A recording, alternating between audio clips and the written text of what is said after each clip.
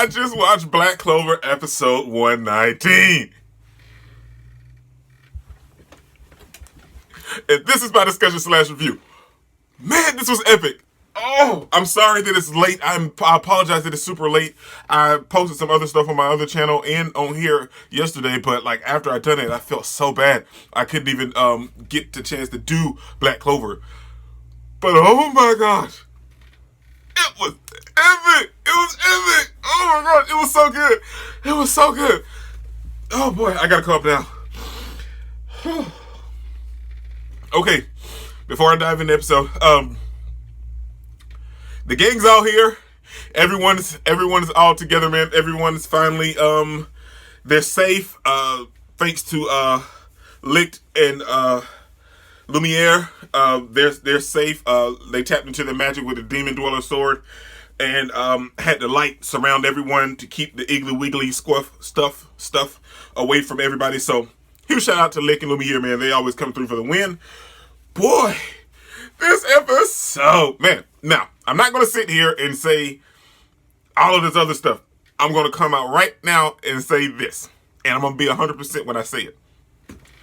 Everybody that gave up on Black Clover, you're missing out, man. You're just missing out on pure greatness. Whether you read the manga and then watch the anime, or whether you just watch the anime, or whether you wait for the anime to get to where it's dubbed. It doesn't matter how you watch it. If you're a fan of Black Clover and you're watching it, and you're watching my channel, I salute you, man. You are one of the people that I love the most, because we are there for Black Clover, and Black Clover is there for us. This arc did not disappoint at all. Man, this arc did not disappoint. It was absolutely fantastic and glorious, and this episode solidified everything, man. Everybody's safe. Thanks to Lumiere and Licht. Boy. Now, in the manga, having this whole scene and everything transpire, it looked good. It looked very, very good. Everything was absolutely perfect, and I have no qualms, man. Now, if I feel saying that and then like kind of reminiscing about this episode, there were a few moments where like the animation was just a little off, but the action, and I know that the budget is there with the squiggly, iggly, wiggly stuff, man. I know that's where most of the budget is probably went. With these last couple episodes, so I'm not complaining, man. It was just a little off, like from a distance, looking at like certain characters, like when they showed Yami from a distance, or the Akuma from a distance. So like it's just little minor details. It's not nothing major, but I just had to put that out there because I enjoyed everything else, man. This episode was absolutely fantastic. We also see Nero standing her ground and supporting Asta, man, and it was absolutely wonderful when she was telling Lumiere about him and everything. Like, who is he? Who is this kid? Who's the anti-magic kid? And then we see her, kind of go into this whole thing where it was like, I was always there watching you, and he's someone that has put in more work than anybody, and he cares for the kingdom so much. It was so nice to see Nero talk about Asta in that light, and it was absolutely wonderful, and I really enjoyed it. And before I dive and talk about the rest of the episode, I gotta mention what happened exactly at the end. And that is where we got to see all of Asta's battles take place. Well, we didn't not take place, but they showed us photos of all of Asta's battles and how he overcame, how he was triumphant. And we know this because, we watched it, but to see it in these still shots with like with the vinaigrette look around it, and have the music and the score and the song play in the background, and us feel this whole emotional moment that's going on with the Akuma right now, and Asta body kind of breaking down and almost kind of quitting on him, and him not being able to compete with everybody else, and then Nero coming in. Why am I looking? There's nothing there. And Nero coming in and sealing all of his injuries so he can focus and draw out his full power with the sword, and then the sword get 10 times as big. It was epic. And then Asta came through with the slash and finished it. But huge shout out to Yami as well, man, because Yami came through with that Dark Dimension slash Equinox. And this was the first time we saw Yami actually tap into the Mana Zone in the anime. And it was absolutely epic, man. Seeing Yami tap into the, like, old girl from the elves that's taking over Charlotte's body. She was like, his concentration is amazing, man. Ain't it though? Ain't it? That's the Black Bulls. We are the Black Bulls, baby. The Black Bulls for the win. And I'm sorry if I'm yelling. I'm just so excited because this episode was just that good, man.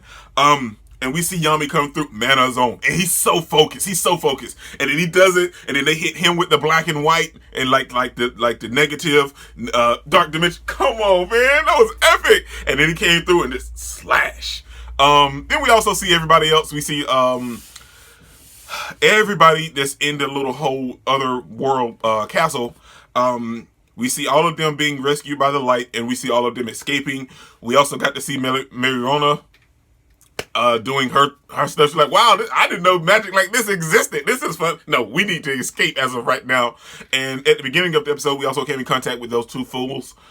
I actually forgot they were there still. The old purple Orcas captain and the guy that attacked Aston, in the very first episode. I honestly forgot they were there. I'm just being real. I forgot they were still in the building. I just forgot. But they showed them. Then we saw Jack and everybody else and Nozzle. So that's what I'm saying. Charmy. The gang's all there. Everybody's alive. Everybody's safe.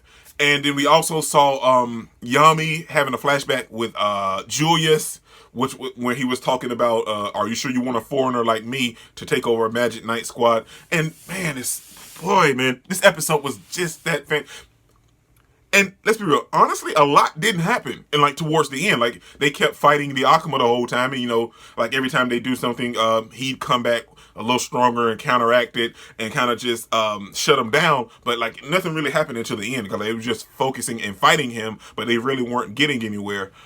And I don't care, man. In the manga, it looked creepy. It was creepy in the manga too. But I have to give the animators credit, man. They made the Akuma very, very creepy in the anime, even with the Iggly Wiggly stuff, and having his whole armor or whatever, like his magic or whatever, kind of take over his body, and they have a whole bunch of mouths, and the whole episode is just spouting out stuff at Asta and and everybody. So for them to like showcase that like that, it made it really, really creepy. And huge shout out to them for that. And I'm not going to gloss over the fact that they also made the statement about Asta's grimoire being infected by another Akuma that that gives him this has anti-magic powers that's giving him those powers. What else can I say? The Akuma made the statement. Lumiere and was kind of wondering where Asta's power was coming from, but the Akuma made the statement, and he was like, "You don't. There's another Akuma in you, and you don't understand the." And he was talking to the Akuma himself in Asta's grimoire, that you don't understand the pecking order, and so like a hierarchy from the demon world, and that Akuma seems not to care at all. He just like, who cares? I don't care about you, and So, but you can also tell too, like with the magic kind of overwhelming and coming out of Asta, he couldn't control it. And then when he kind of did get it under control, you kind of saw the horn. But huge shout out, man. And we got to see him and Asta and both tap into some of their unlocked potential and really just showcase their skills because of them having this super duper hardcore conflicted fight that like they tapped into some new powers in. They're on a different level now. So, like, if they were to have, like, some more Magic Knight games or something like that, kind of like how Fairy Tail's done, Asta and is going to be on a different level compared to all of these other guys now. They're up there with, like, not quite captain status, but, like, they're close. So, it's nice to see that as well, man. Like I said, like, at the very beginning of the episode, wasn't too much going on, and they were steady, constantly fighting the Akuma, and they just went into, like, some details and explaining stuff. But it really just picked up at the end, man. Boy, oh boy, it was so good, man. Yes. And I apologize again for being late, but it was just so glorious, man. This is your boy, Dick Incredible. Don't forget to smash that like button till you can't smash it anymore. Comment down below, and I'll be sure to respond to each and every one of them. And subscribe, but only if you really want to. And remember that anime matters, anime is greatness, and anime is life, man. Peace out.